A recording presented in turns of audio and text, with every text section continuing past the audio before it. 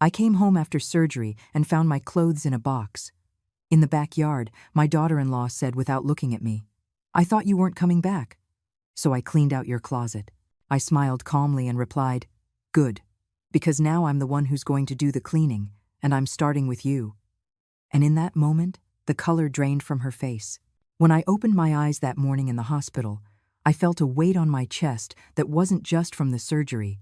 It was something deeper, something that had been growing inside me for months, like a silent shadow. But I didn't know it yet. I still believed I was returning to my home. I was wrong. The cab pulled up in front of the house I built with my own hands. That sand-colored house with the green front gate that I painted myself 5 years ago. I paid $35 for that ride from the hospital. Every dollar hurt, not because of the money, but because no one came for me. Not my son, not her. I walked slowly toward the entrance. The wound in my abdomen was still burning. 12 days, hospitalized after my gallbladder decided to rebel against me. $15,000 of my own savings to save my life. And not a single visit. Well, that's not entirely true. Carol, my lifelong neighbor. She came 3 times. She brought me chicken soup in a thermos and held my hand when the nurses would ask, "And your family, ma'am?" I would lie. I always lied. "They're busy," I'd say with a smile that was tearing me apart on the inside. I pushed open the front door. The house was silent, a strange silence, as if something had been ripped out by the roots. It smelled different, like expensive perfume and a lavender air freshener. It didn't smell like my morning coffee. It didn't smell like home. I dragged my small suitcase down the hallway. Every step was an effort. Every breath reminded me that I was still alive, although a part of me wished I felt nothing at all. I reached my bedroom, or what used to be my bedroom. The door was wide open, and inside, nothing. Absolutely nothing. My bed was gone. The wooden dresser I bought at a flea market upstate 20 years ago was gone too. The photographs of my husband, of Michael as a little boy, of my mother, everything had disappeared. My legs started to shake. I clung to the doorframe. I felt the air escaping from my lungs. I walked faster than my body would allow. I crossed the living room, passing new furniture I didn't recognize until I reached the backyard. And there it was. My entire life, piled up in cardboard boxes soaked by the morning dew. My clothes. My shoes. The blankets I had knitted by hand. The books I read on lonely nights. My mother's rosary. Everything thrown out like trash someone forgot to take to the curb. I stood there, frozen. I couldn't process what I was seeing. I couldn't understand how anyone could do this. And then I heard her voice. "Oh, Eleanor, you're back." I turned around slowly. Chloe was standing in the threshold of the back door, putting on makeup in front of a hand mirror. My mirror. The one Arthur gave me for our 10th anniversary. She didn't look at me. Didn't even glance up. "I thought you weren't coming back, so I cleaned out your closet. We needed the space for my beauty studio. So I can work from home." Her tone was so casual, so cold, as if she were commenting on the weather. Something inside of me broke, but not in the way she expected. I didn't cry, I didn't scream, I didn't beg. Instead, I felt something new. Something I hadn't felt in years. Clarity. I stared at her. Her eyes were still on the mirror, applying mascara with surgical precision. She was wearing a pale pink silk robe. Her nails were perfectly manicured, her hair pulled back in an elegant bun. And there I was, fresh out of the hospital, with wrinkled clothes, unwashed hair, a fresh scar under my blouse. I smiled. It was a strange, calm, almost dangerous smile. Good, because now I'm the one who's going to do the cleaning, and I'm starting with you. Chloe stopped applying her makeup. For the first time in a long time, she looked at me, really looked at me, and in her eyes, I saw something that gave me strength. Fear. The color drained from her face. Her face went pale as if she had seen a ghost. She opened her mouth to say something, but nothing came out. I kept smiling. I walked toward the boxes, bent down carefully so as not to hurt my wound, and picked one up. I carried it inside without another word. She just stood there, frozen, her mascara wand halfway to her eye. And I knew, in that exact moment, that something had just changed. That I was no longer the same woman who had left this house 12 days ago. That woman died in the hospital. The one who came back was someone else. Someone who was no longer afraid to clean up what needed to be cleaned. Because if there's one thing I've learned in my 67 years, it's this. Silence isn't peace, it's cowardice disguised as patience, and I was all out of patience. But what she didn't know, what no one in that house knew yet, was that I wasn't going to act out of rage. I was going to act with intelligence. Because rage is a fire that burns out quickly, but determination is an ember that glows for days, and I was just starting to warm up. If this story has already grabbed you and you want to know how it all ended, subscribe to the channel so you don't miss any details of what happened next. Because what's coming, nobody saw coming. Not even me. That night I couldn't sleep. I sat on the living room sofa, surrounded by my boxes, looking at the walls of this house. And every crack, every stain, every corner told me a story. My story. This house didn't just appear out of nowhere. It wasn't a gift. I didn't inherit it. I tore it from the world with my own 2 hands, with a broken back and bleeding knees. Let me take you back in time. To the place where it all began. I was 42 when Arthur died. A massive heart attack while he was driving his cab. There was no time for goodbyes, no last conversation. Just a police officer at my door at 3 a.m, and a world that collapsed in seconds. Michael was 12. A boy who still wet the bed when he had nightmares. A boy who asked me every night, "Mom, is Dad coming back?" And I, with my heart in pieces, would lie. "Yes, honey. Your dad will always be with us." But the truth was, we were alone. Completely alone. The cab was a rental. Arthur's insurance covered nothing because he had forgotten to pay the last 3 premiums. We were left with $2,000, 2 suitcases of clothes, and a rented room in a run-down part of the city that smelled of dampness and broken dreams. The landlord gave us 2 weeks to get out. He said he needed the room for someone who could actually pay on time. As if my husband's death was an inconvenience for him. I remember that night perfectly. Michael was sleeping on the floor on a thin mattress. I was sitting by the window watching the city lights, wondering how we were going to survive. I could have given up. I could have gone back to live with my sister in her small town and lived off her charity for the rest of my life, she offered. "Come on over, Eleanor. There's room here." But I knew what that meant.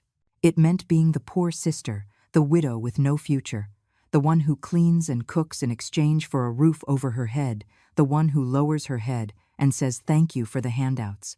No, that wasn't for me, and especially not for my son. So I made a decision that changed me forever. The next day, I went out looking for a job, any job. I knocked on doors, left my name on crumpled pieces of paper, walked until my feet bled. Nothing. Everyone wanted someone younger or with experience. Until I found a notice on a telephone pole. Cleaning staff wanted. Night shift.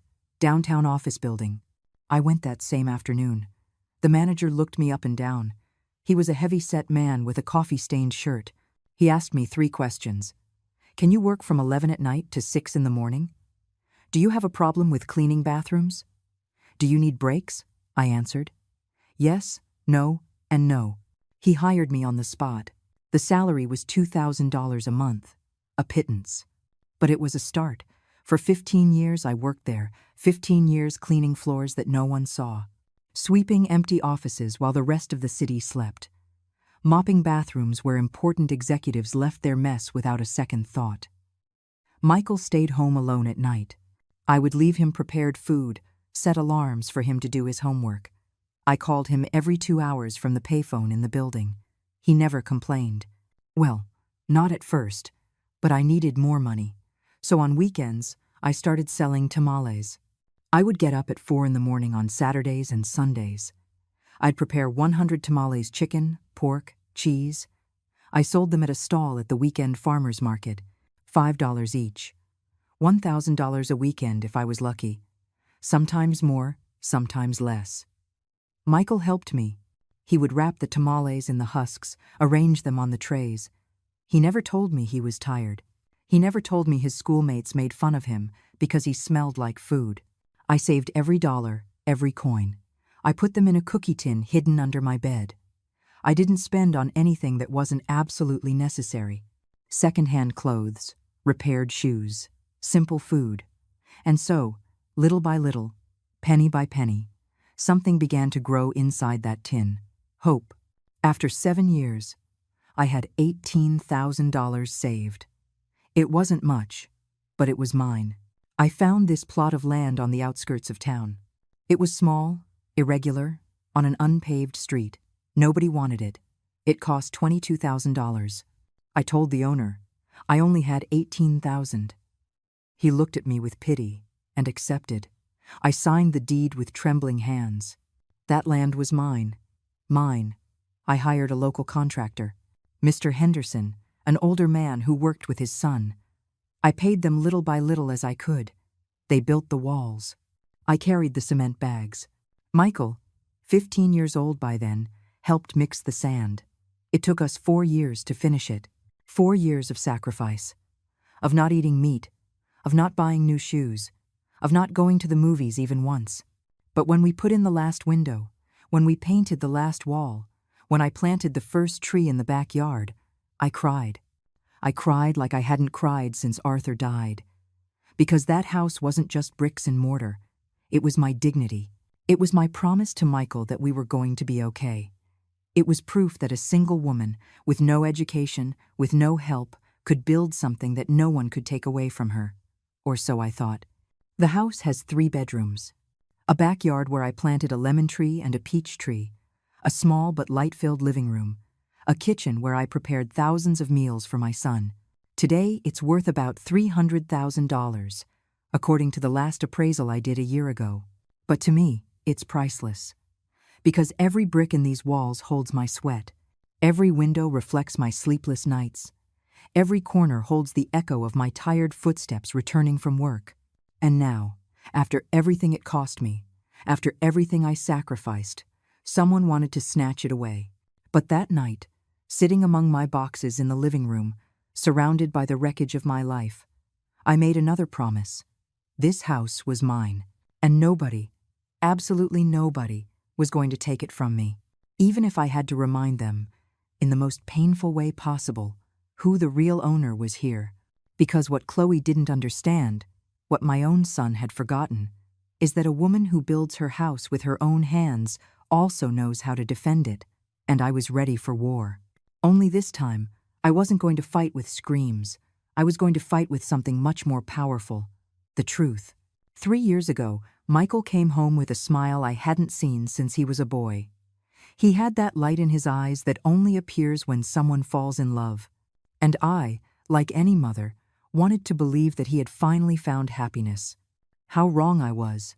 It was a Sunday afternoon. I was in the kitchen making a pot roast.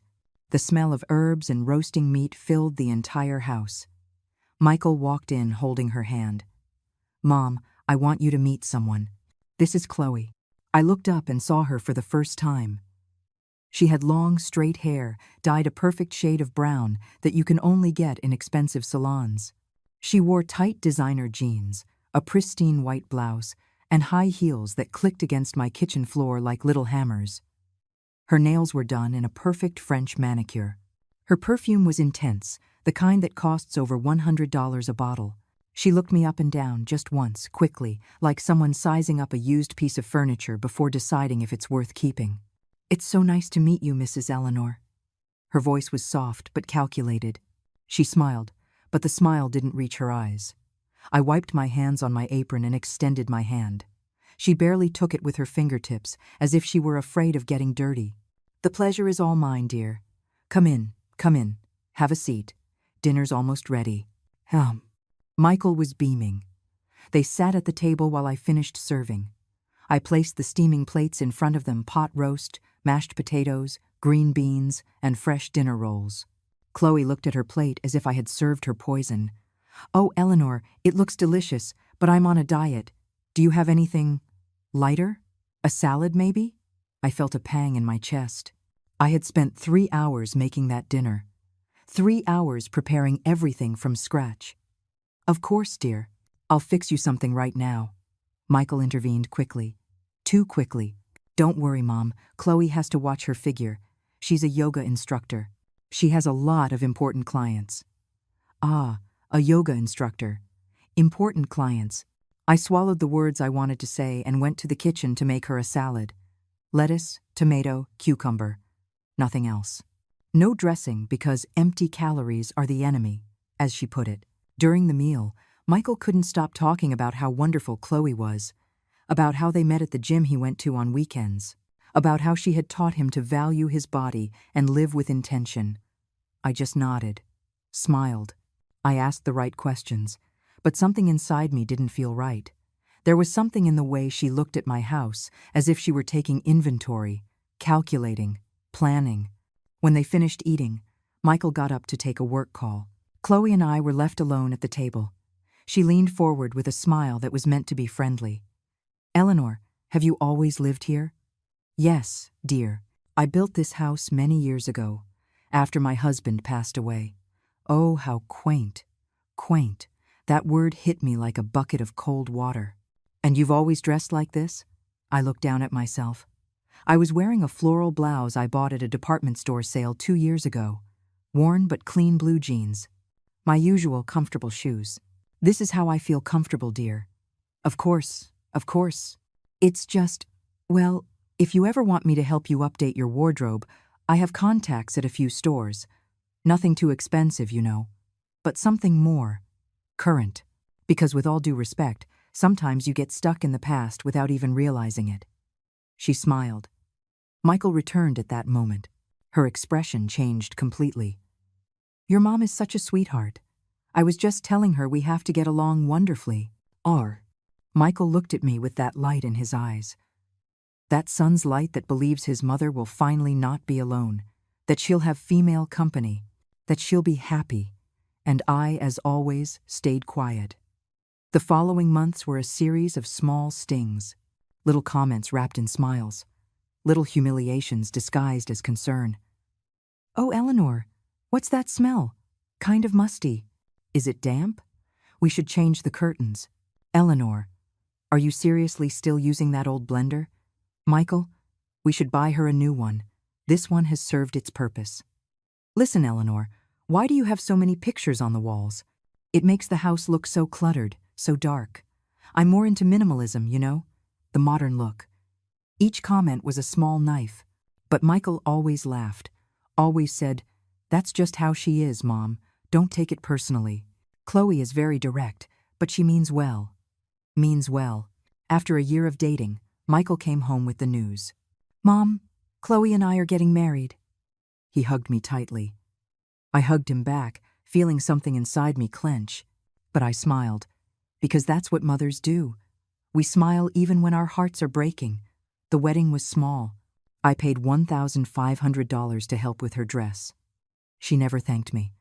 Just said, Oh, Eleanor, you shouldn't have, though. Well, since you insisted, I didn't insist.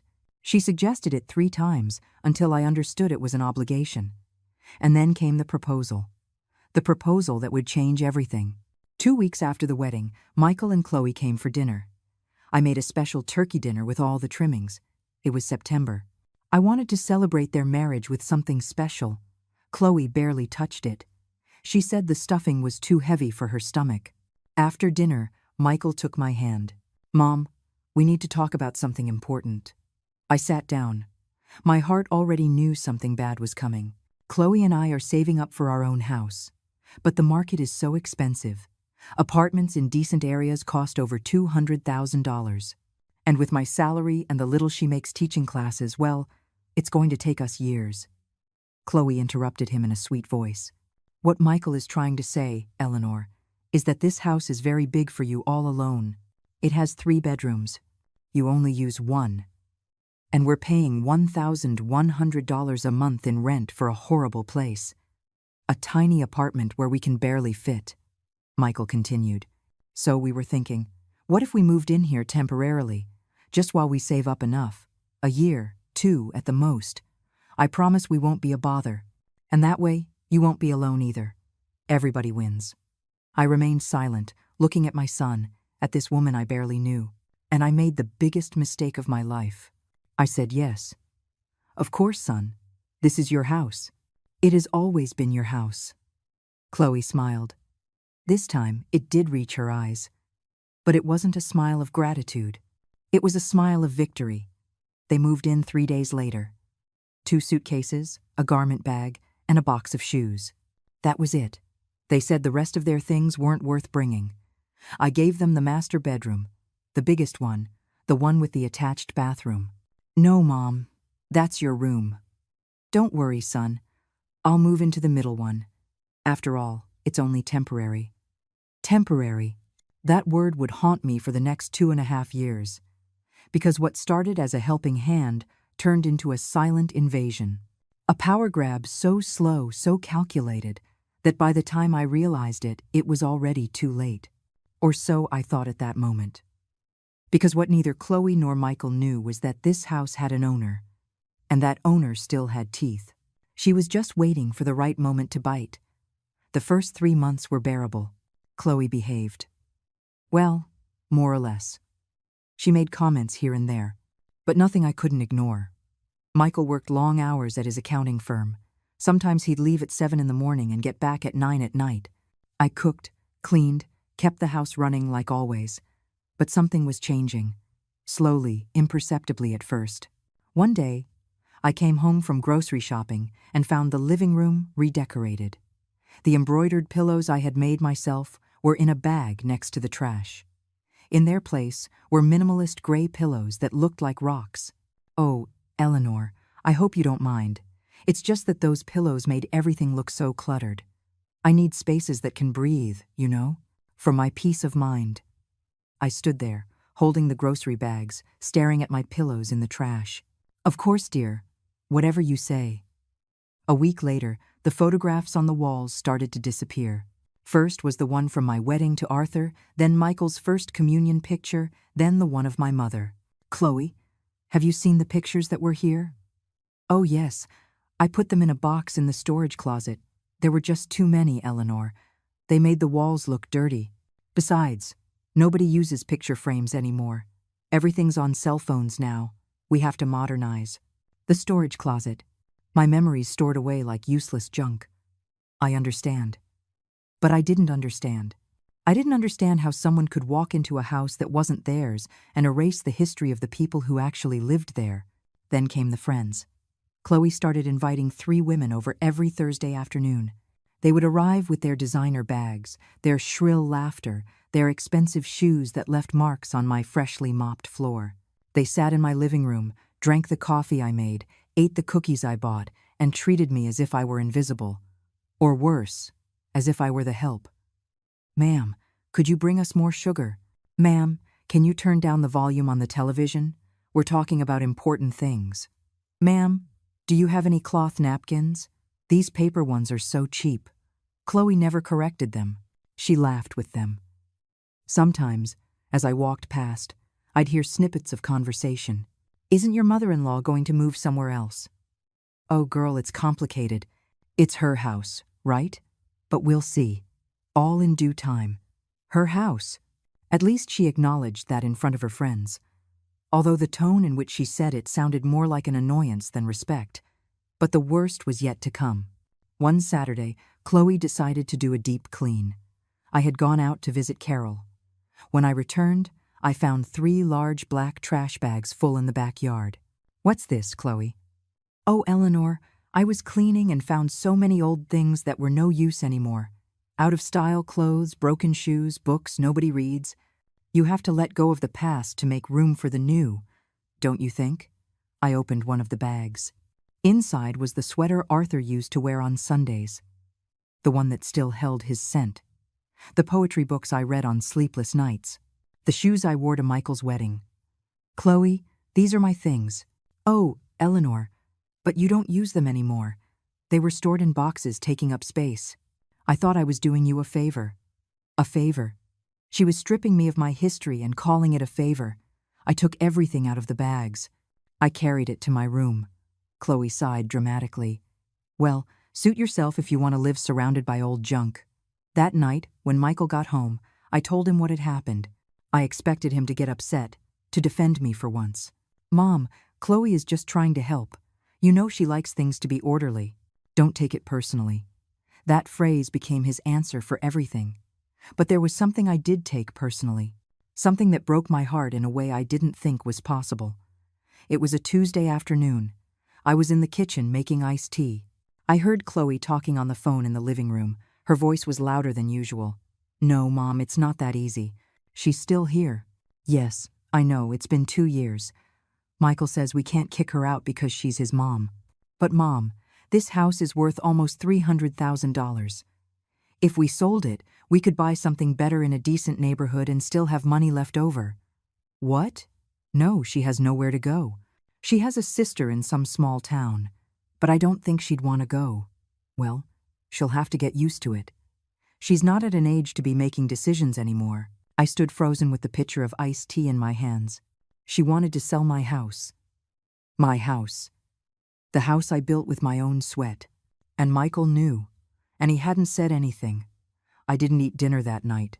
I locked myself in my room. I cried silently, my face buried in the pillow so they wouldn't hear me. I felt like a stranger in my own home. Like a burden. Like something old that needed to be thrown away. And the worst part of it all was that Michael, my son, the boy I raised alone, whom I fed with tamales sold on the street, whom I dressed in second-hand clothes while I wore broken shoes, that same Michael was allowing all of this. He wasn't defending his wife from my supposed hostility. He was defending his wife from my existence. The following months were a slow descent into constant humiliation. Chloe stopped asking me for things. She started ordering me. "Eleanor, make breakfast. I'm in a hurry. Eleanor, wash this blouse by hand. The machine will ruin it. Eleanor, can you stay in your room when my friends come over? They talk about private things."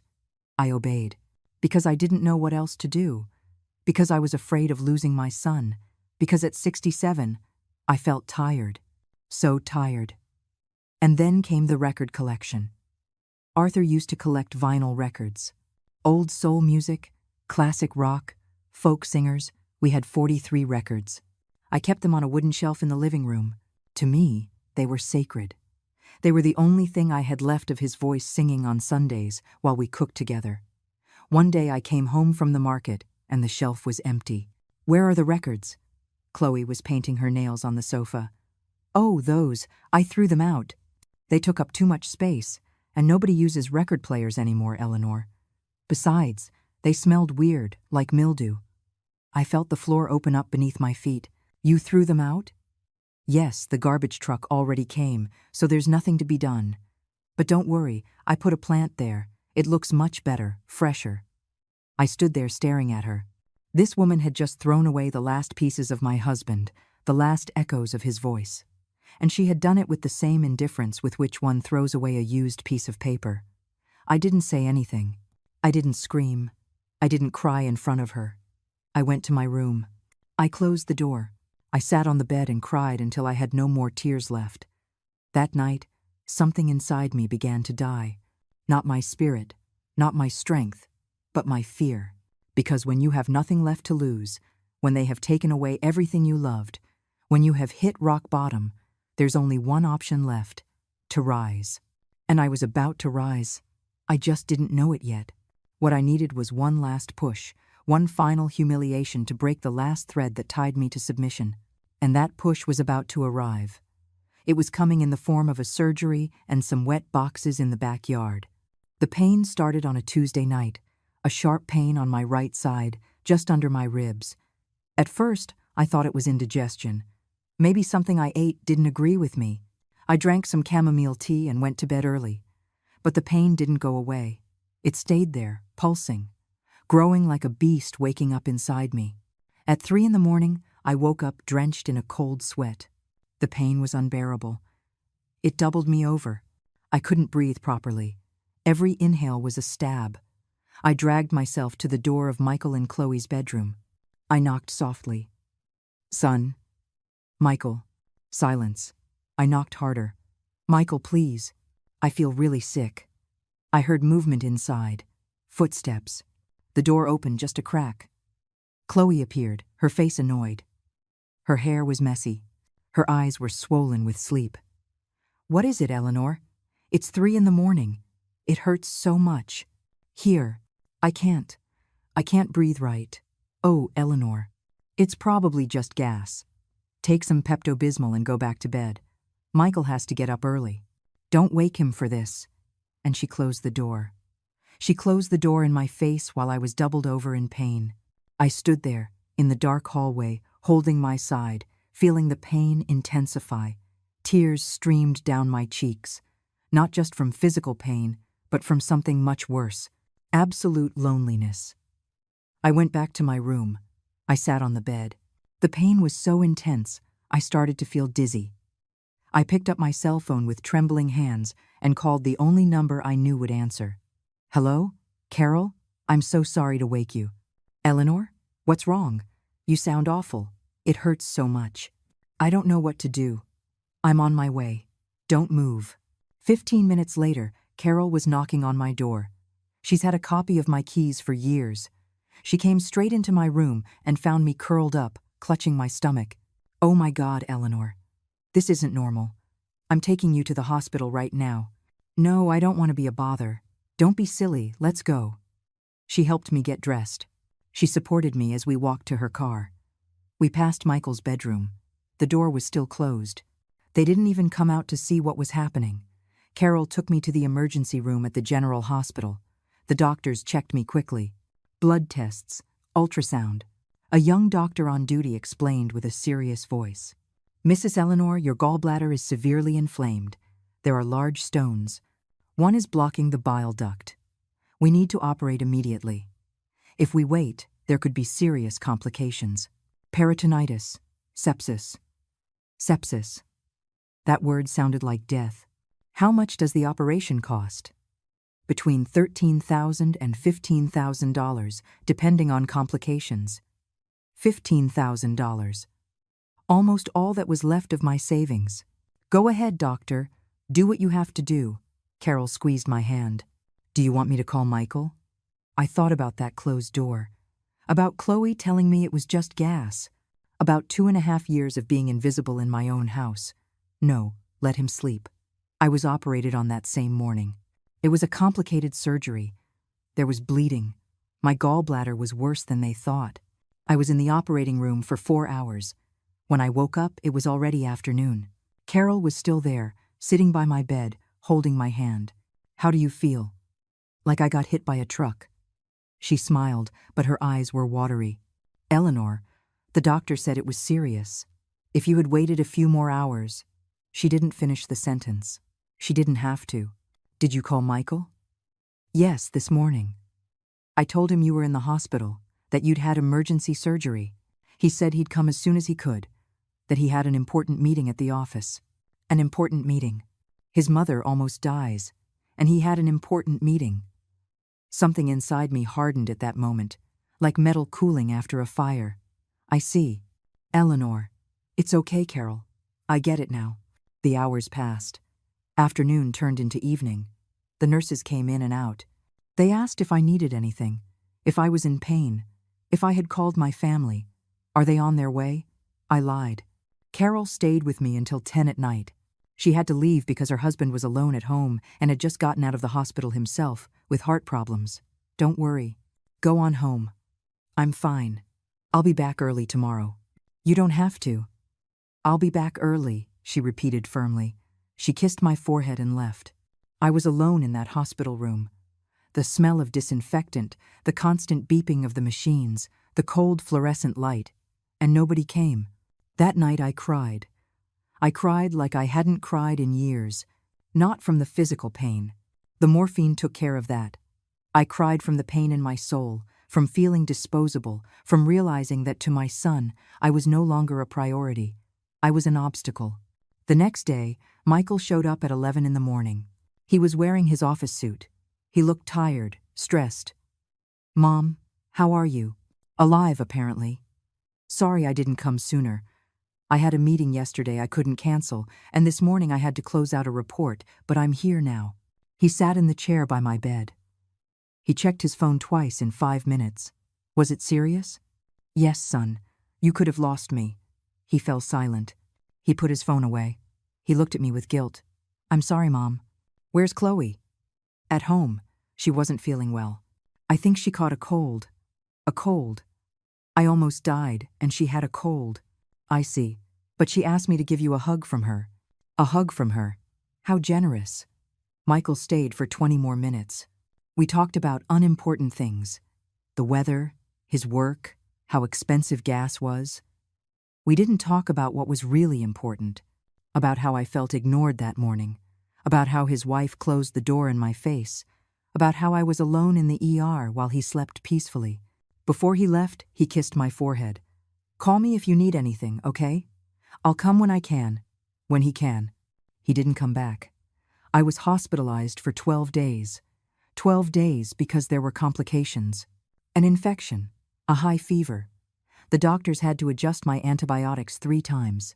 Carol came every day. She brought me chicken soup in a thermos. She combed my hair. She read me the newspaper out loud. She walked with me down the hallways when the doctors allowed it. Michael sent texts. How are you feeling, Mom? Hope you get better soon. Sending a hug. Texts. Not calls. Not visits. Just empty words on a screen. Chloe sent nothing. The nurses asked me constantly, Mrs. Eleanor, is your family coming today? They're very busy. Do you have children? 1. A son. And he can't come? He works a lot. He's an accountant. The nurses would exchange glances. I knew what they were thinking. The same thing I was thinking. The day I was discharged, I called Michael. Son, they're discharging me. Can you come get me? Oh, Mom, I have a super important presentation today at 3. I can't leave. Can't you just take a cab? A cab. After major surgery. After 12 days alone in the hospital. After almost dying. A cab. Of course, son. Don't worry about it. Perfect. See you at home then. Take care. And he hung up. I called a cab. I paid $35. The driver helped me with my small suitcase. He asked if I was okay. I said yes, that I was just coming from an operation. And no one came for you? My family is busy. He looked at me in the rearview mirror with sadness. Times have changed, ma'am. Family used to be sacred. Yes, I said. Times have changed. But what that cab driver didn't know, what nobody knew yet, was that I was about to change too. Why? There's a moment in every person's life where you decide if you're going to keep being a victim or become something else. I had been a victim long enough. When that cab stopped in front of my house, when I got out with pain still pulsing in my abdomen, when I walked towards that door that I myself had painted, something new was born inside me. It wasn't rage. Rage is hot and consumes itself quickly. This was something cold, calculated, definitive. It was the certainty that I deserved better, and I was ready to claim it. The cab drove away. I stood there in front of the green gate, the same gate I painted 5 years ago with my own hands. The midday sun beat down on my back. I felt the weight of the small suitcase in my right hand. The scar under my blouse burned with every breath. I opened the gate slowly. The creak of the hinges sounded louder than usual. Or maybe everything just sounded louder. Maybe all my senses were more alert after having brushed with death. I walked through the small front yard. The plants I used to tend were dry. No one had watered them. The leaves of the rose bush I planted in Arthur's memory were withered, falling like brown tears onto the dirt. I opened the front door with my key. The house was silent. A strange silence, like when you enter a place that used to be yours but no longer recognizes you. Michael? Chloe? No one answered. I left the suitcase by the door. I walked slowly down the hall. Each step was an effort. The doctors told me not to make any sudden movements, not to lift anything heavy, to rest, but something inside me pushed me to keep walking. The living room was spotless, too spotless, the new gray pillows in their place. The plant where Arthur's records used to be. Everything was neat, cold, soulless. I kept walking. I passed the kitchen. The breakfast dishes were piled in the sink. No one had washed them. It smelled like burnt coffee. And then I reached my bedroom. The door was ajar. I pushed it with my hand. The door swung open slowly, like in a horror movie. And what I saw took my breath away. Emptiness. The room was completely empty. My bed was gone. The mattress I slept on for 20 years. The sheets I had mended myself when they tore. All gone. The wooden dresser from the flea market. The nightstand where I kept my rosary. The lamp Michael gave me for my 60th birthday. The woven rug I bought years ago. Nothing. The walls were bare. Only the lighter patches remained where the photographs had hung. Ghosts of what my life once was. My heart started to beat faster. Too fast. I felt dizzy. I held onto the doorframe. Where was everything? I walked faster than I should have. The pain in my abdomen protested, but I didn't care. I crossed the living room again, passed through the dining room. I reached the back door that led to the yard, and there I saw it all. My belongings piled up in cardboard boxes. 6 large boxes. Some were soaked from the morning dew. Others had bent corners, as if they had been dragged carelessly. I approached with slow steps. My legs were shaking. I opened the first box, my clothes. All my clothes jumbled together without any order. The dresses I wore to church on Sundays, the blouses I wore to go grocery shopping, underwear, socks, scarves, all mixed up as if it were trash. I opened the second box. My shoes. The comfortable ones I wore every day, the low heels I saved for special occasions. All dirty. Some had mold on the soles from the dampness. The third box.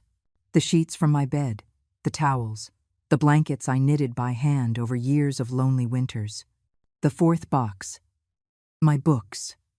The poetry books I read at night. The Bible my mother gave me on her deathbed. The recipe book where I wrote down all of Michael's favorite meals when he was a boy. The fifth box. Photographs. Hundreds of photos without an album. Unprotected. Wet. Some were already stuck together. The photo from my wedding to Arthur. The photo of Michael at his graduation. The photo of my parents. 30 years of family memory being destroyed by the sun and the damp. And the sixth box. My mother's rosary. Arthur's sweater that I refused to throw away. The letters Michael wrote to me from summer camp when he was 13. I miss you, Mom. You're the best in the world. You're the best in the world. I dropped to my knees beside the boxes. The physical pain was nothing compared to what I felt in my chest. A void. A black hole swallowing me from the inside. My entire life reduced to 6 wet boxes in the backyard. Like trash. Like something that was in the way. Like something disposable. I didn't cry. I don't know why, but I didn't cry. Maybe I had no tears left. Maybe I had cried so much in the hospital that my body had decided enough was enough. I stayed there, kneeling, looking at those boxes, feeling everything I once was turn to dust. And then I heard her. Footsteps behind me, heels on the concrete of the patio. Oh, Eleanor, you're back. I turned slowly. Chloe was standing in the doorway. She was wearing a pale pink silk robe. Her hair was in a perfect bun. Her nails were flawlessly manicured. In her right hand, she held a small mirror. My mirror. The one Arthur gave me. She was applying mascara, as if nothing was wrong. As if I weren't kneeling in front of the wreckage of my life. She glanced at me for a second. Her eyes passed over me with the same indifference one gives an old piece of furniture. I thought you weren't coming back. So I cleaned out your closet. Her voice was casual, light, like someone commenting on the nice weather. I got to my feet with difficulty. Pain shot through my abdomen. I winced but said nothing. I held onto one of the boxes to keep from falling. You cleaned out my closet? Yes. We needed the space for my beauty studio. You know, to work from home. I'm going to give makeup classes, and I need a quiet, well-lit place. Your room is perfect. It has the big window and everything. She continued applying her mascara. She wasn't looking at me. She didn't even have the decency to look me in the eyes. Those are my things, Chloe. Oh, Eleanor, don't be so dramatic. They're all there. I didn't throw anything away. Well, a few little things that were really old and torn. That's all. But the important stuff is in the boxes. The important stuff. I looked at the wet photographs. My mother's rosary. Arthur's sweater. These things are wet, ruined. Well, I took them out 2 days ago, but you didn't come back. and I wasn't going to put them back in. Besides, it rained last night. It's not my fault. 2 days ago, I had been in the hospital for 12 days. She took my things out when I had been fighting for my life for 10 days. And does Michael know about this? Chloe stopped applying her makeup for a moment. She looked at me directly for the first time. There was something in her eyes. It wasn't guilt. It wasn't shame. It was satisfaction. Of course he knows. He gave me permission. He said if you didn't come back, well, what was the point of keeping all that stuff? And if you did come back, well, we could talk. But you know Michael, he doesn't like confrontation. He prefers to let things just flow. Let things just flow. My son knew she was going to take out my belongings. And he did nothing. He didn't call me. He didn't warn me. He didn't stop her.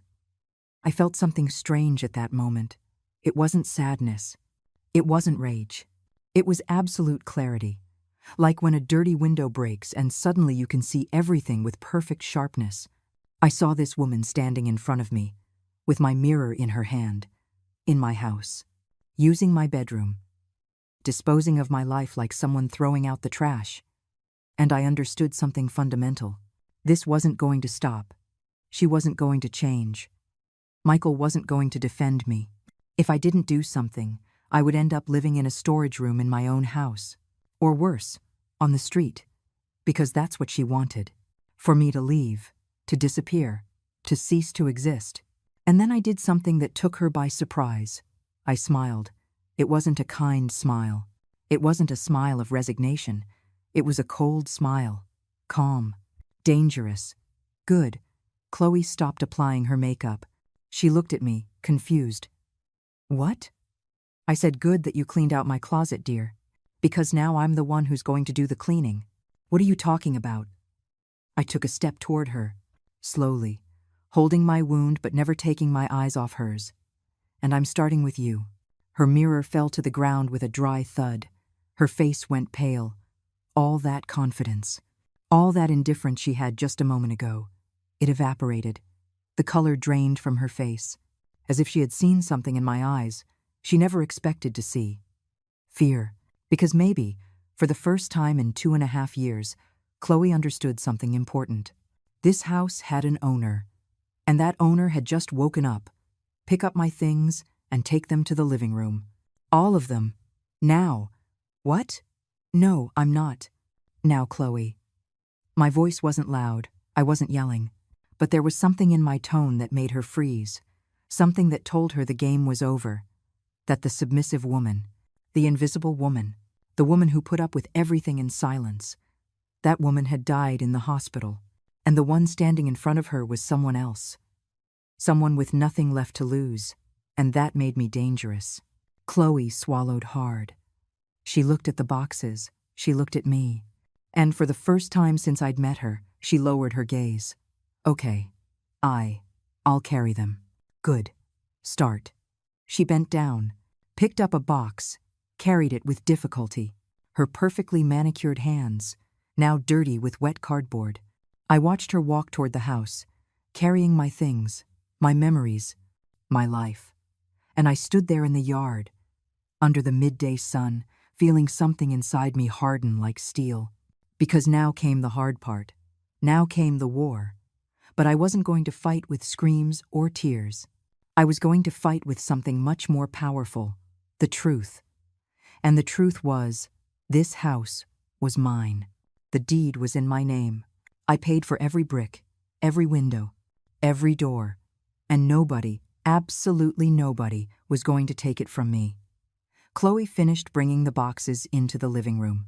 She piled them next to the sofa as if they were a temporary inconvenience. Her hands were dirty, her hair was a little messy. She kept glancing at me, waiting for me to say something else, waiting for me to scream, to cry, to make a scene. But I said nothing. I just looked at her, and in that silence, she understood that something had changed. She wiped her hands on her silk robe. It left a dark, damp stain. She frowned at the stain, as if it were the most important thing in the world right now. Can I go now? For now.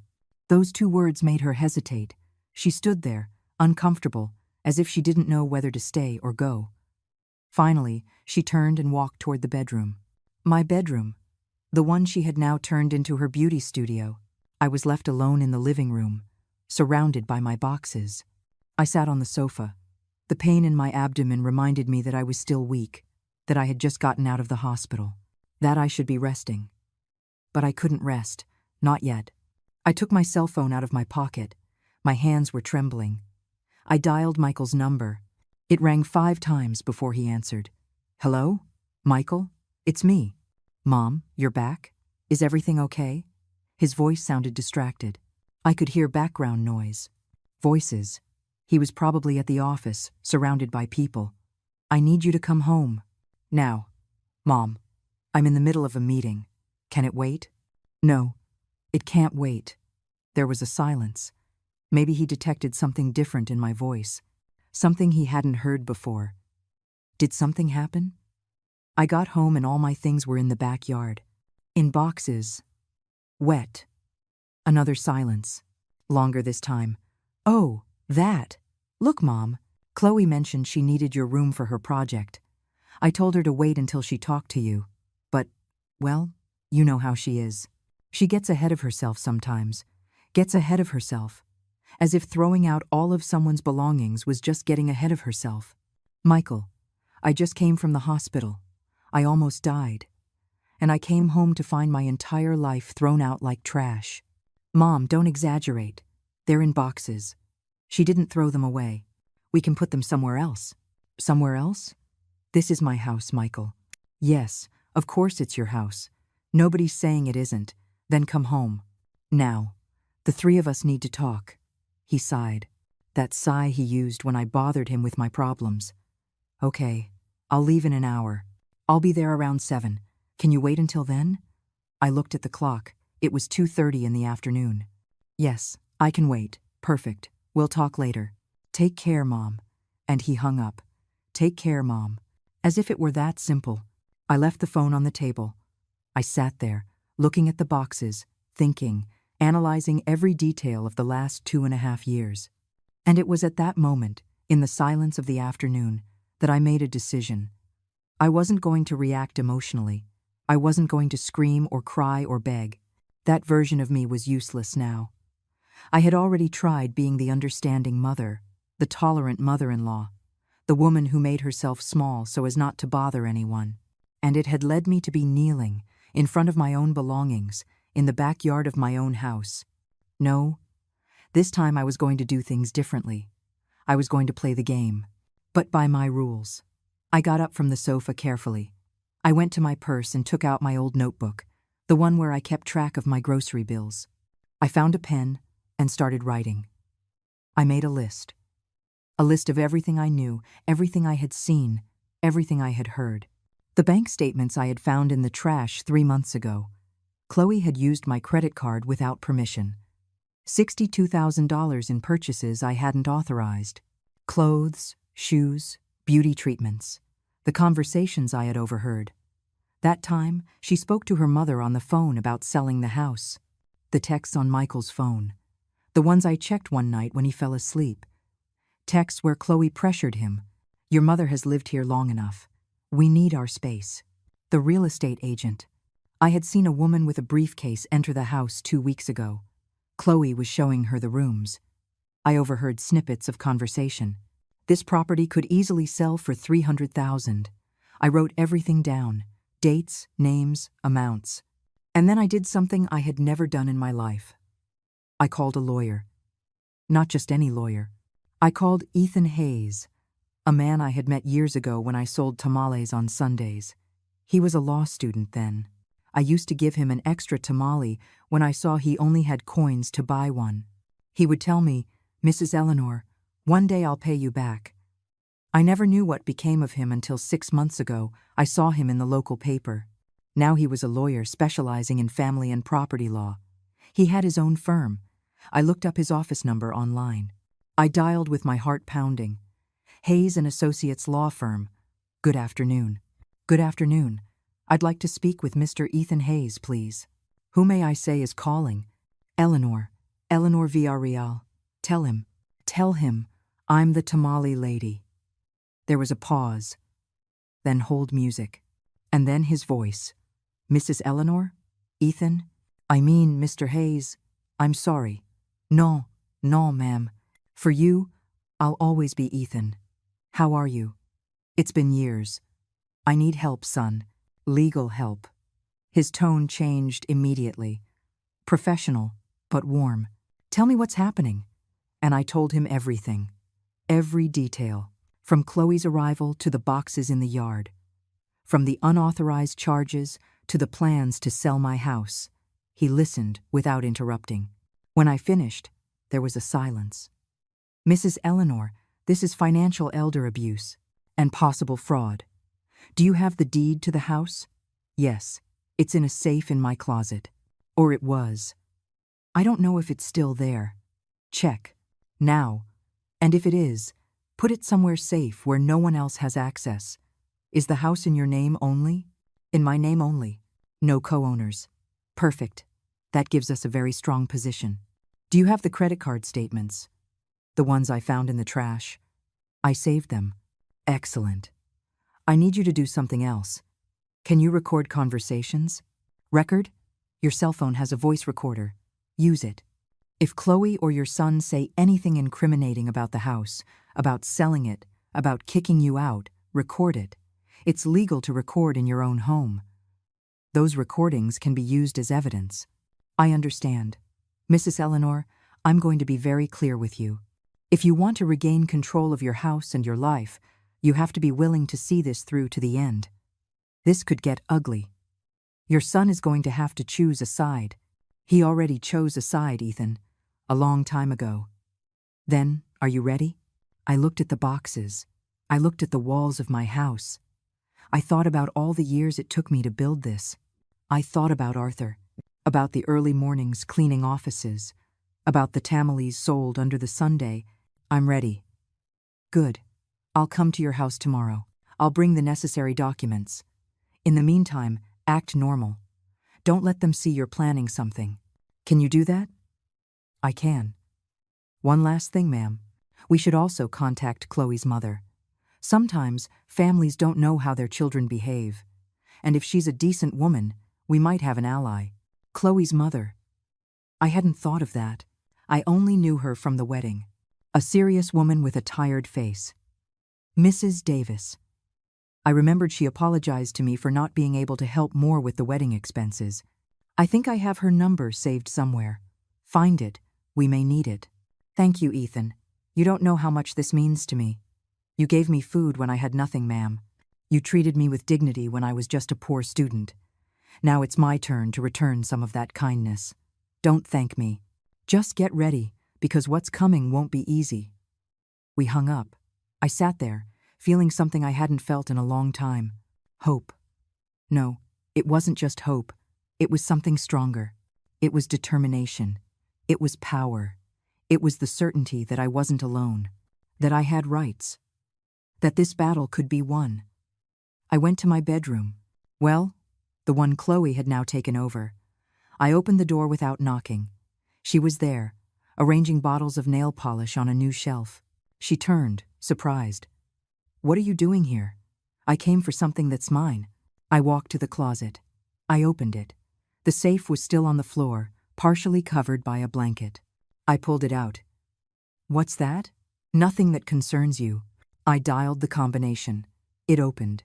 Inside were the deed to the house, the original documents, my ID, the will I had made years ago, leaving everything to Michael. I took out the deed. I folded it and put it in my purse. Chloe watched me with suspicion. Why are you taking that? For security. Security? From who? I looked her directly in the eyes. From whoever is necessary. I left the room. She stood there, a bottle of nail polish in her hand, watching me leave with a confused expression. I went back to the living room. I put the deed in my purse and waited. The next few hours were eternal.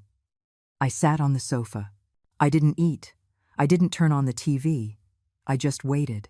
Chloe came out of the room a couple of times. She would glance at me out of the corner of her eye.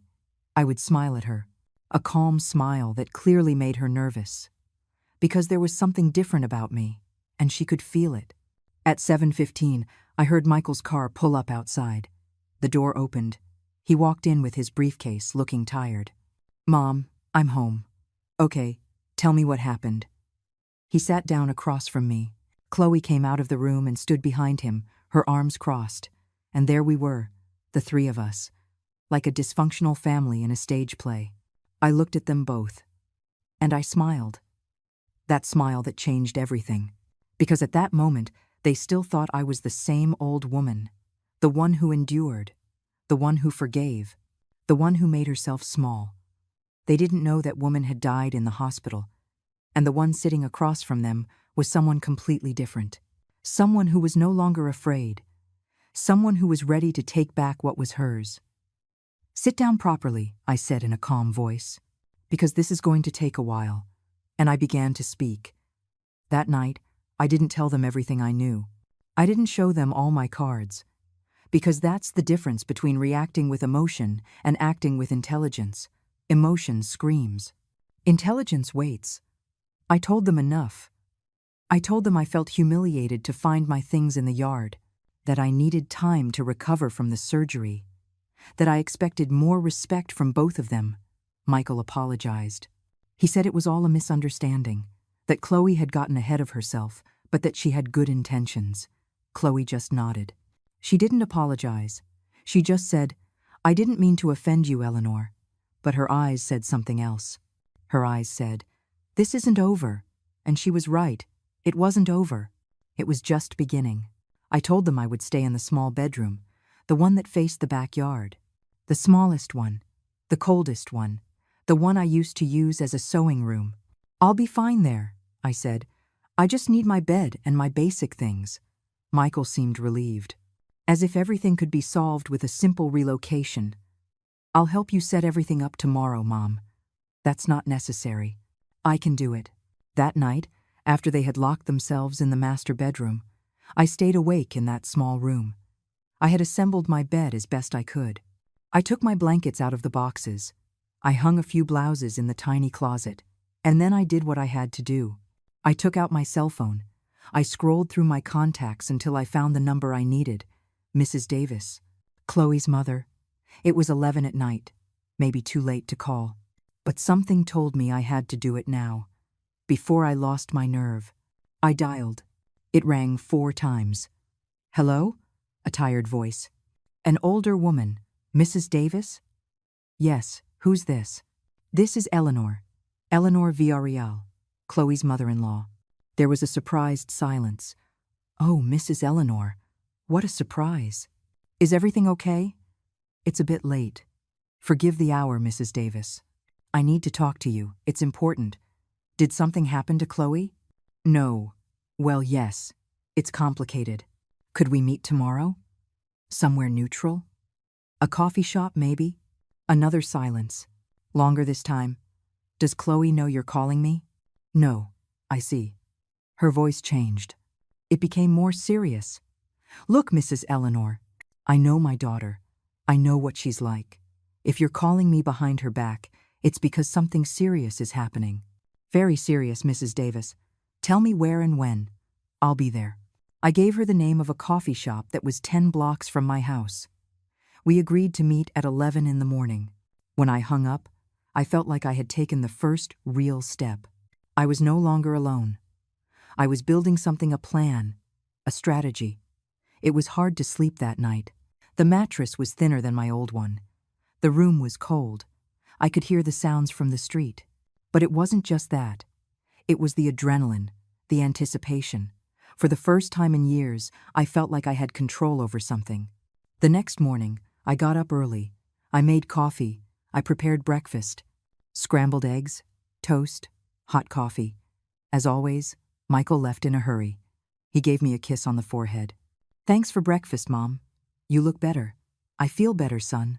Chloe came out later. She only had a glass of green juice that she made herself in the blender. She glanced at me as she drank it. "Are you going out today, Eleanor?" "Yes, I have a follow-up doctor's appointment." "Oh well, hope it goes well." A lie. I didn't have a doctor's appointment, but she didn't need to know the truth. At 10:30, I left the house. I walked slowly. The wound still bothered me, but the movement was good for me. The morning sun warmed my back. I felt like every step was taking me away from the darkness and closer to the light. I arrived at the coffee shop 5 minutes early. I ordered a black coffee. I sat at a table in the back where I could see the entrance. At 11 o'clock sharp, Mrs. Davis walked through the door. I recognized her immediately. She had the same dark hair as Chloe, but with streaks of gray. She was wearing a simple cotton blouse and jeans. Comfortable shoes. She looked like what she was, a working woman, not like her daughter. She saw me and walked over. We greeted each other with an awkward hug. She ordered a coffee with milk and sat down across from me. "Well, Mrs. Eleanor, here I am. Tell me what's going on." And I told her everything. I told her about the boxes in the yard, the unauthorized charges on my card, the plans to sell my house, how they closed the door on me when I asked for help the night I got sick. About 2.5 years of humiliation disguised as help. Mrs. Davis listened, her face growing more serious by the minute. Sometimes she shook her head.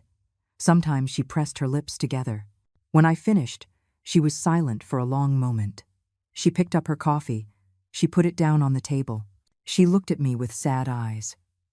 "Mrs. Eleanor, I owe you an apology. A big one." "Why?"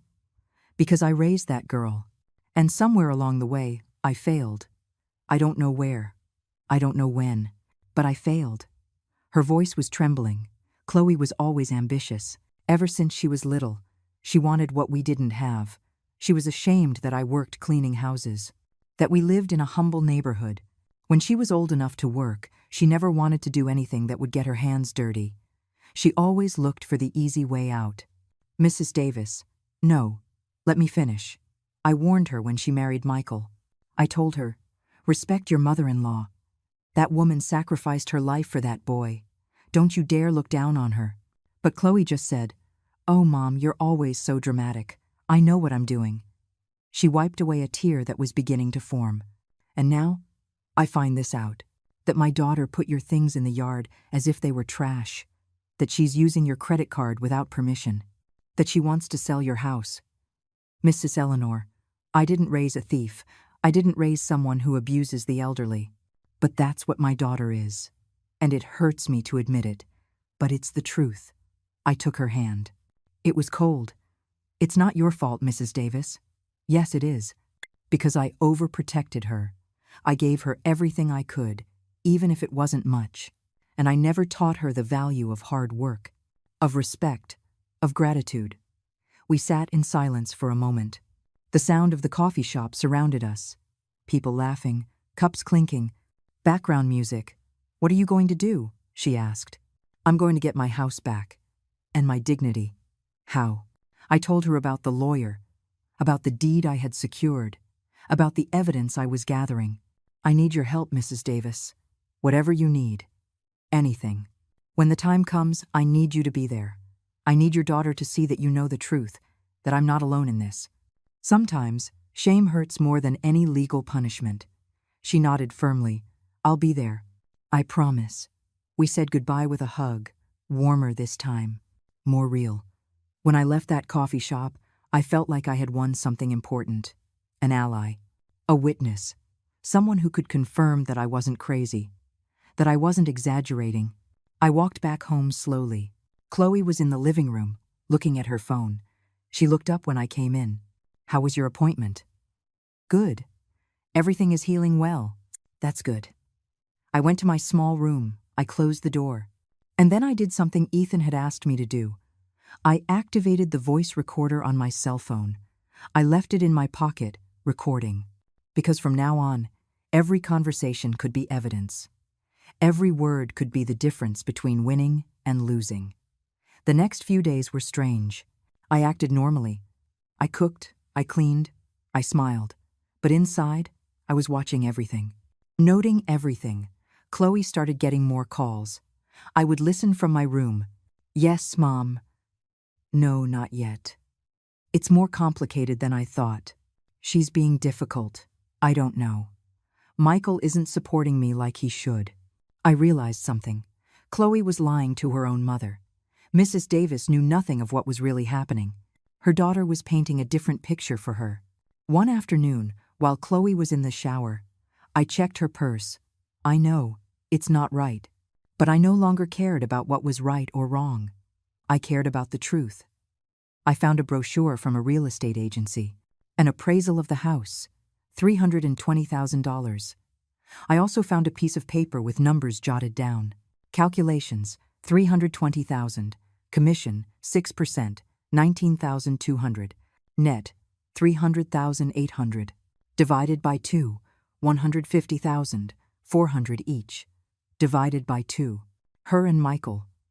They were planning to split the money from the sale of my house. My house.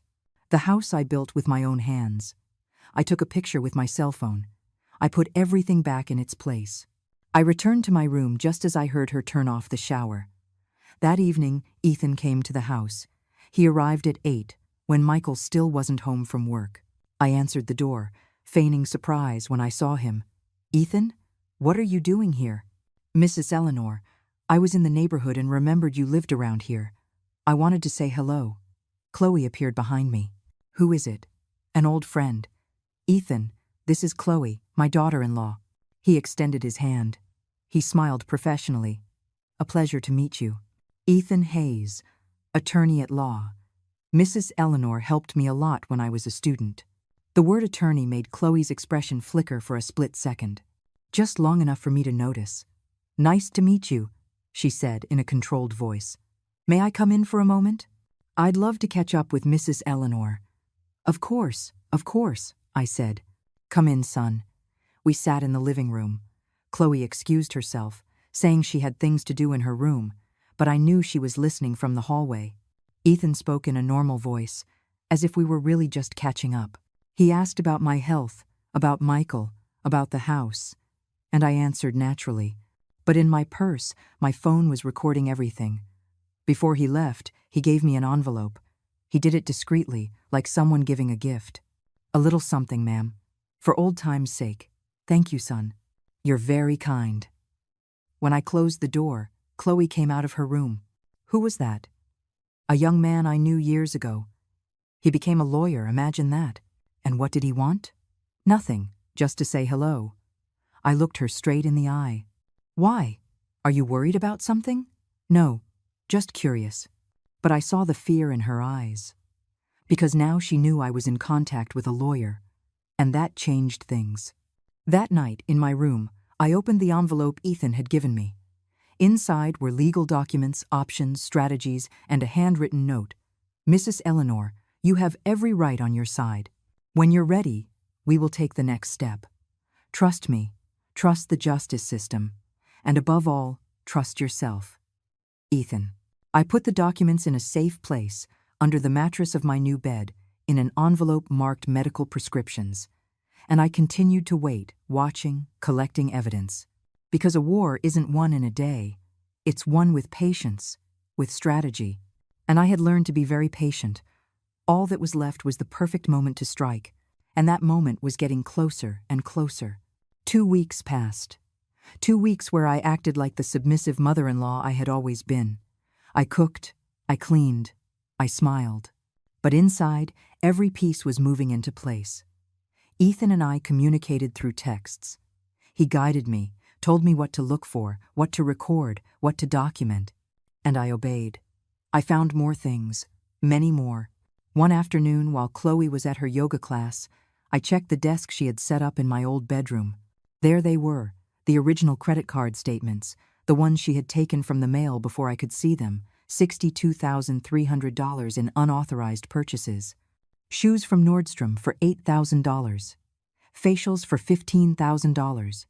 Clothes from an expensive boutique for $18,000. Dinners at restaurants I had never set foot in, all charged to my card. I took photos of every statement. I put them back exactly as I found them. I also found something else. A folder with papers from a notary's office. Chloe had been researching how to transfer property. There were notes in her handwriting. Power of attorney? Gifting while alive? Sale with right of usufruct? She was looking for legal ways to take the house from me without me being able to do anything. I took photos of everything. Another afternoon, while I was preparing lunch, I heard Chloe talking on the phone in the backyard. I left the stove on and went to the window. I activated the recorder on my phone. No, Mom, I told you. Everything is under control. Yes, the house is worth over $300,000. Michael is still hesitant, but I'm working on him. Don't worry, by the end of the year, this will be settled. She has nowhere to go. She'll have to accept whatever I offer her. I recorded everything. 5 full minutes of conversation. When she ended the call and came inside, I was back at the stove, stirring the rice as if nothing had happened. Who were you talking to, dear? No one important. A friend. Oh, that's nice.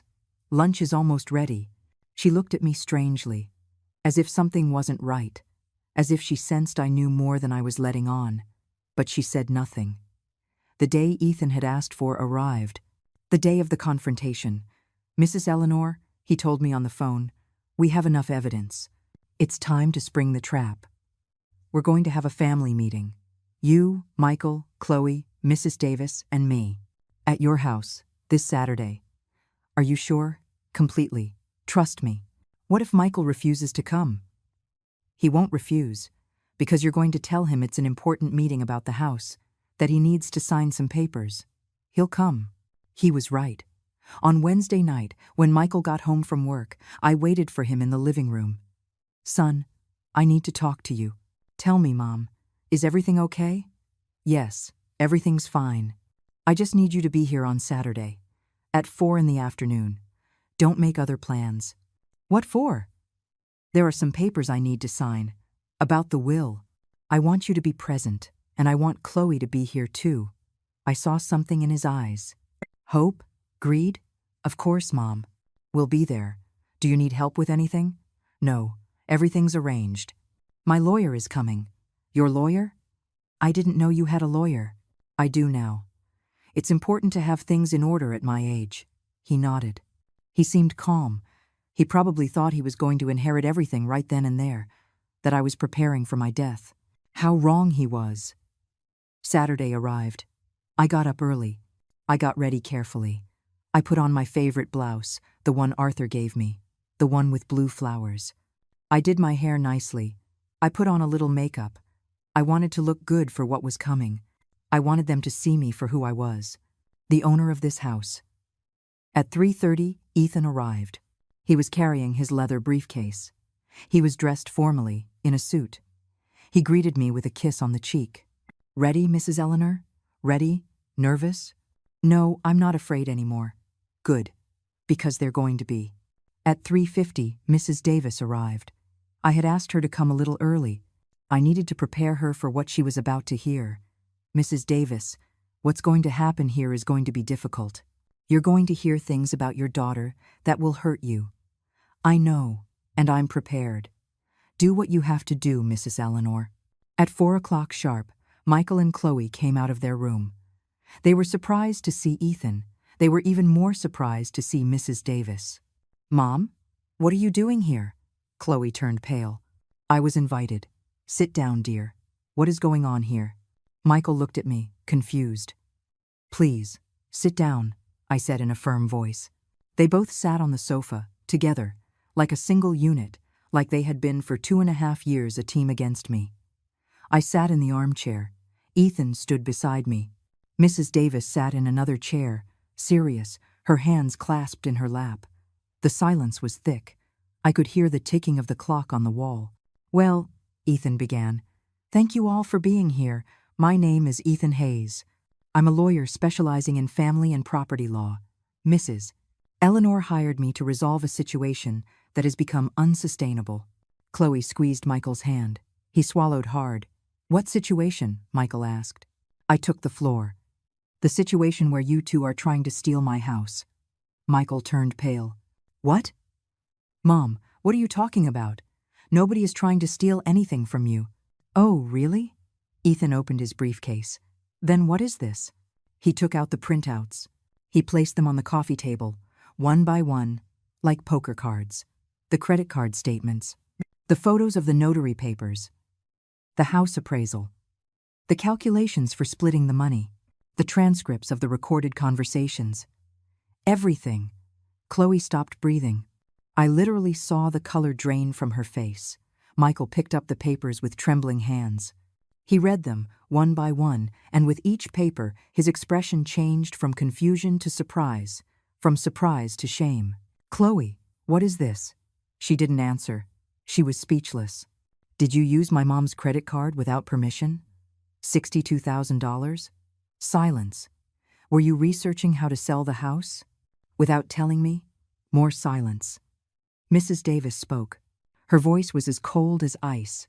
"Daughter, look at me." Chloe looked up. Her eyes were filled with tears. "Mom, No, don't say anything. Because there's nothing you can say to justify this."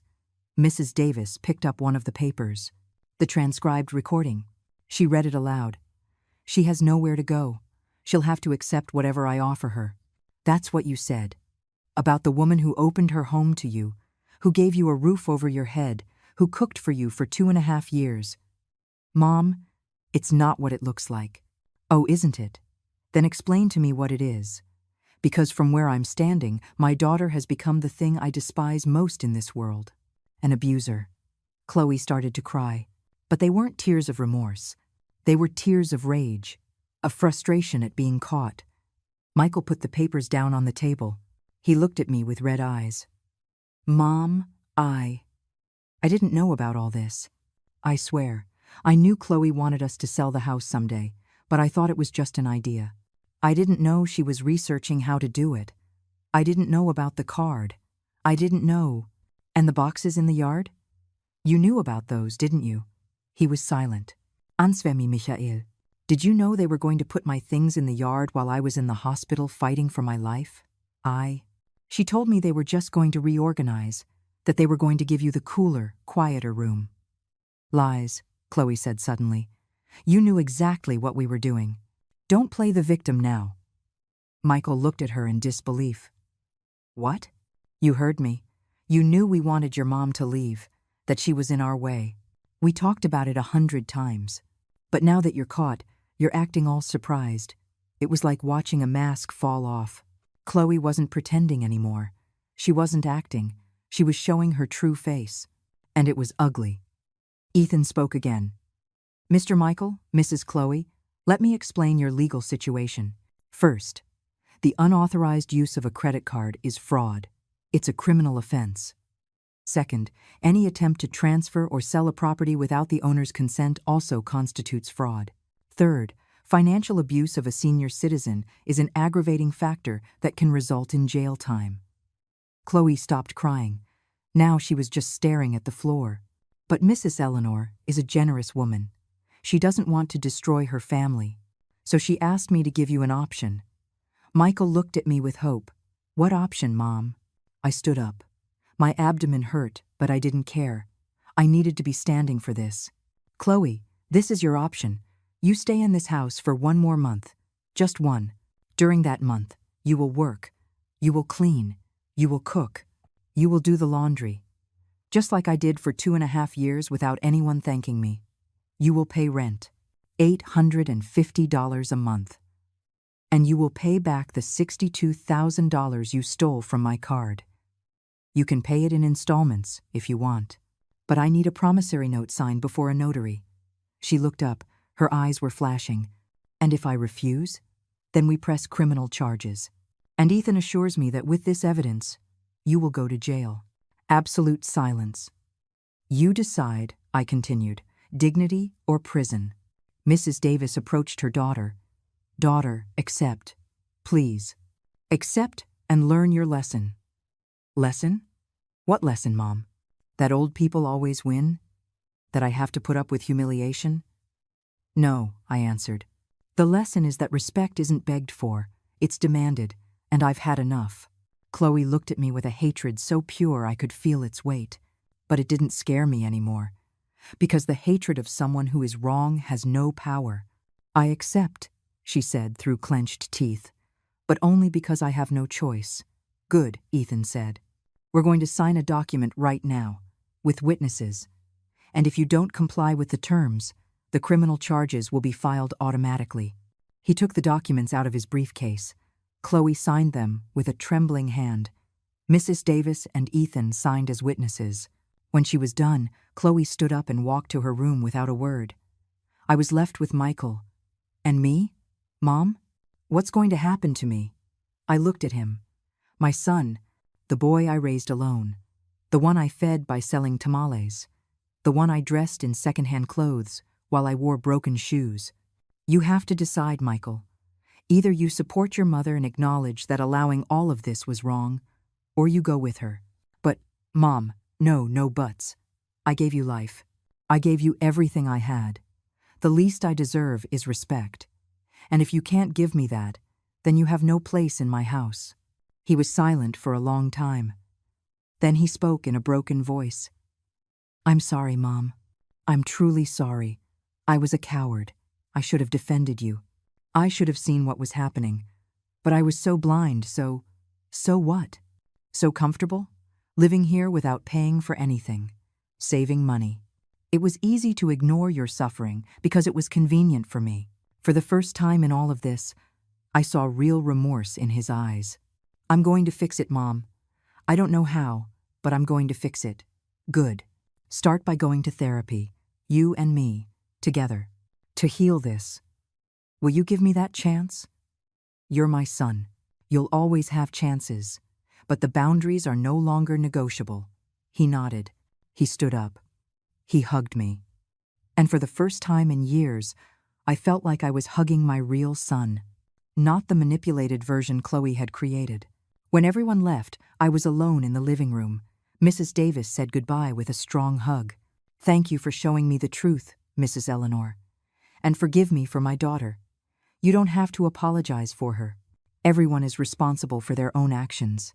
Ethan was the last to leave. You did it perfectly, Mrs. Eleanor. Thanks to you, son.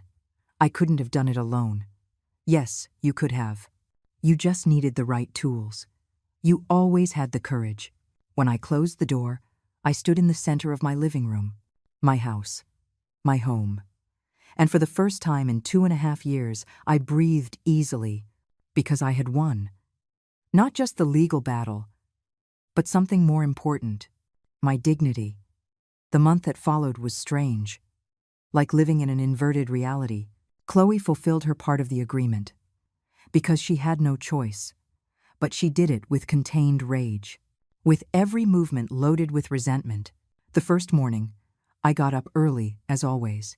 I made coffee. I sat at the kitchen table. And I waited. At 7, Chloe appeared. She was no longer wearing her silk robe. She was wearing old sweatpants and a tank top. Her hair was pulled back in a messy ponytail. No makeup. She looked like what she really was without all her artifices. An ordinary woman. No better or worse than me. Good morning, I said. She didn't reply. She just opened the refrigerator. Breakfast is made at 7:30, for when Michael leaves for work. Eggs, toast, and coffee. That's how he likes it. She looked at me with hard eyes. I don't know how to cook that. Then you'll learn. I learned on my own. You can too. I showed her where the ingredients were. I explained step by step how to make the scrambled eggs, how to heat the toast, how to make the coffee without it being too weak.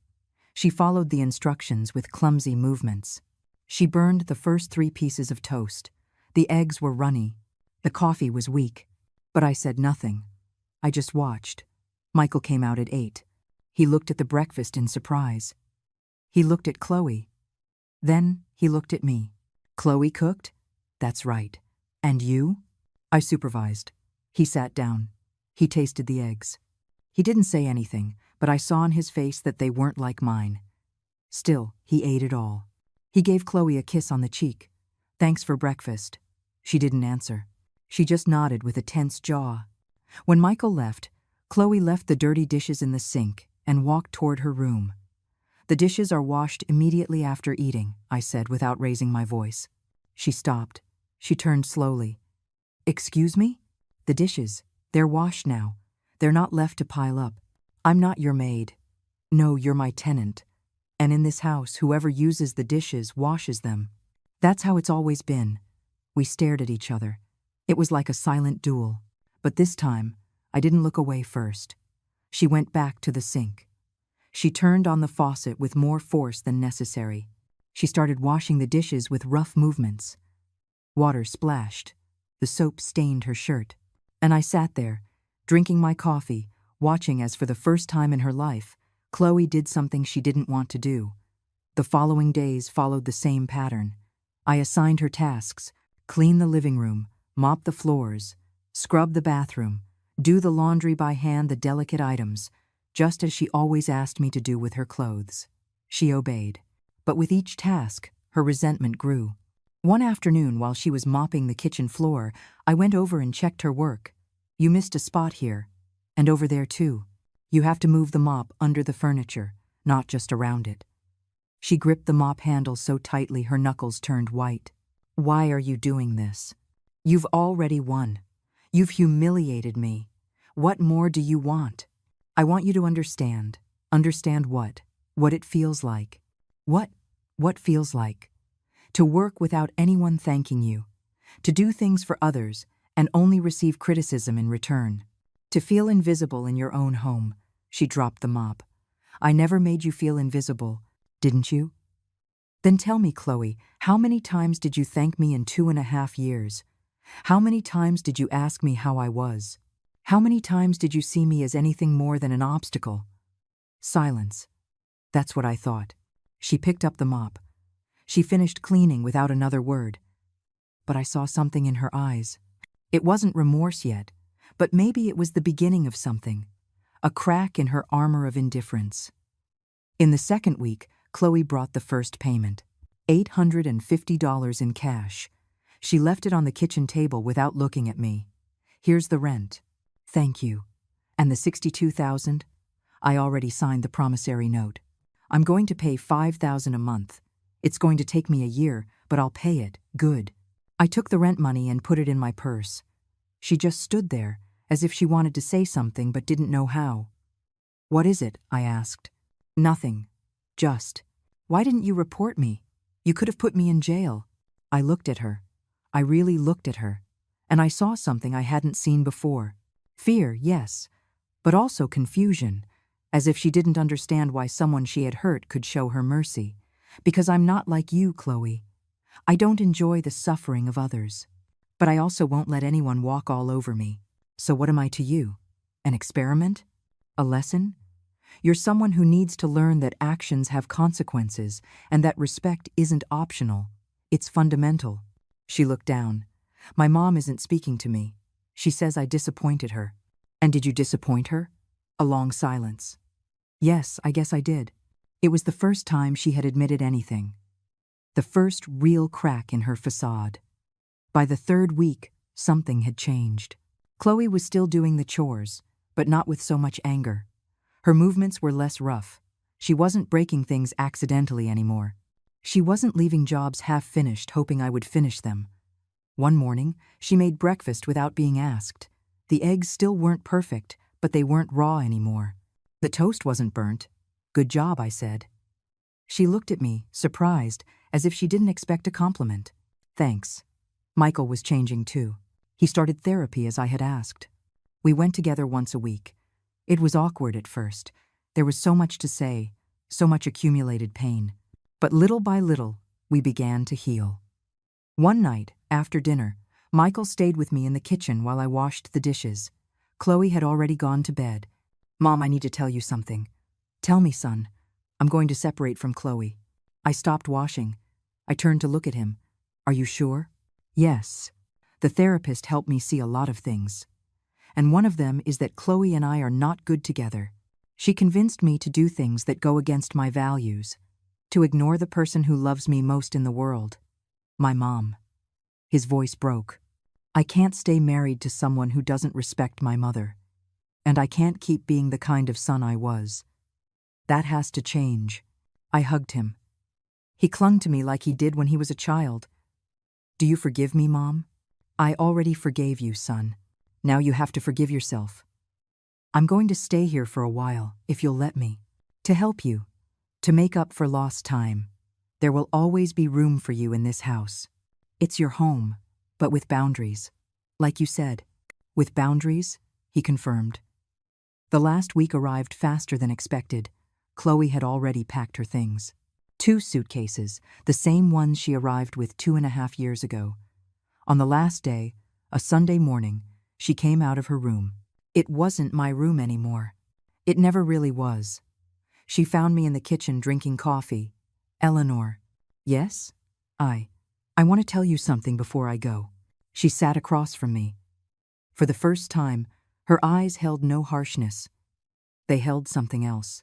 Shame? Remorse? I'm sorry for everything I did. I really am. I'm not justifying any of it.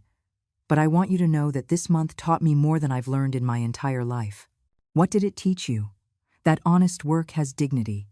That older people deserve respect, not pity or condescension.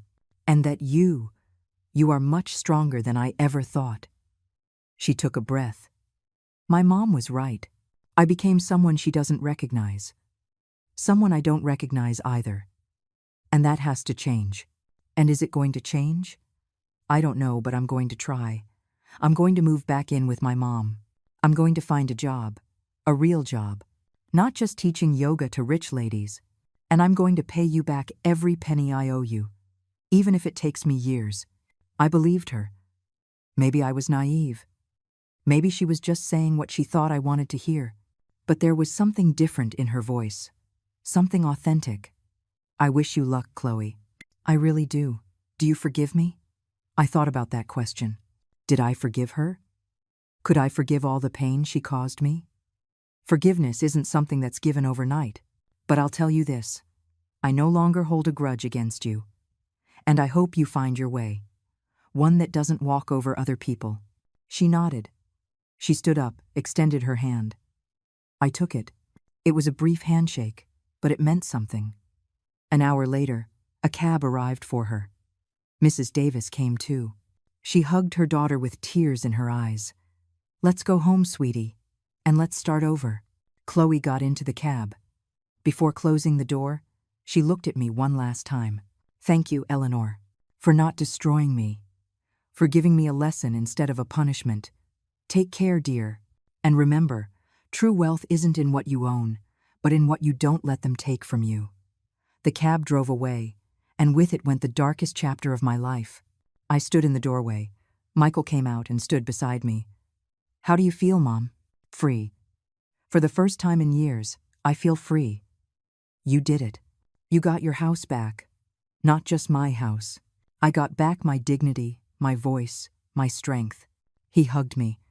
I promise I'm going to be a better son. That I'll never again let anyone disrespect you. And that I'll cherish every day I have with you. That's all I ask, son. We went inside the house. Our house. I made coffee. We sat in the living room. And for the first time in a long time, we talked. Really talked. Without masks. Without lies. We talked about Arthur, about the old days, about the tamales, about building the house, about dreams and plans. And I realized something. I had won more than a legal battle. I had learned a lesson for myself. That it's never too late to stand up for yourself. That self-love isn't selfish. That setting boundaries doesn't make you a bad person. It makes you a wise person. And that a woman who builds her house with her own hands also has the strength to defend it. That night, I slept in my small room. I still hadn't moved back into the big bedroom. Maybe I never would, because that small room had become my fortress, the place where I was reborn. And as I closed my eyes, I thought of all the women who are going through the same thing, who are being made invisible in their own homes, who are being manipulated, used, discarded. And I wanted to tell them something. You are not alone. You have more strength than you think. You deserve respect. You deserve dignity.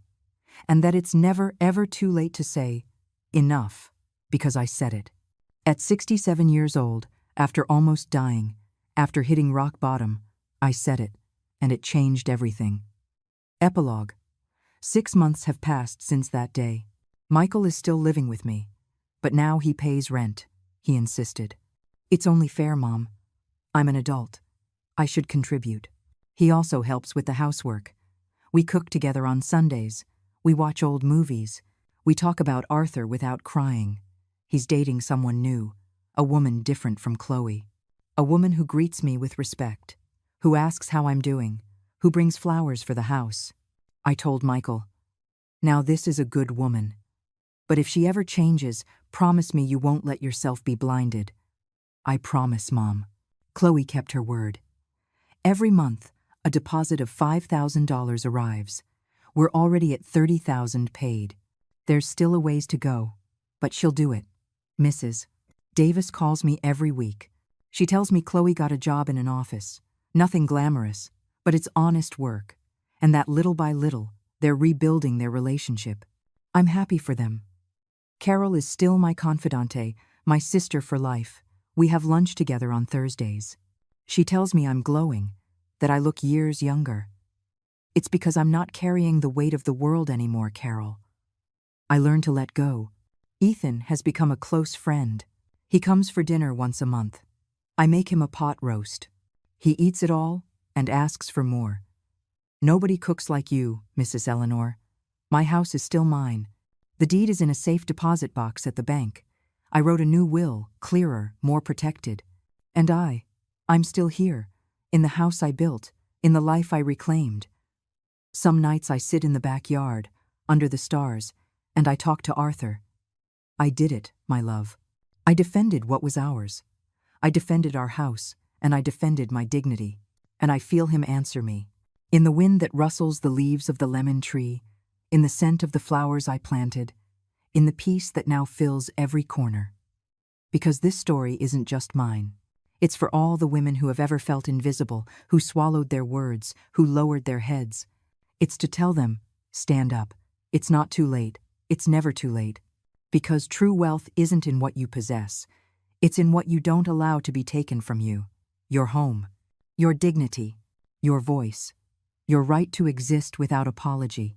If this story touched something in your heart, if you felt the injustice, the rage, the hope, or the victory along with me, leave me a comment telling me where you're listening from, and if you've ever had to set boundaries in your own life. Give this video a like so that more people can hear this story. And subscribe to the channel to continue joining us for more stories of life, of struggle, of dignity reclaimed. Because we all deserve a home, and we all deserve respect. See you in the next story. And remember, it's never too late to defend what's yours. The end.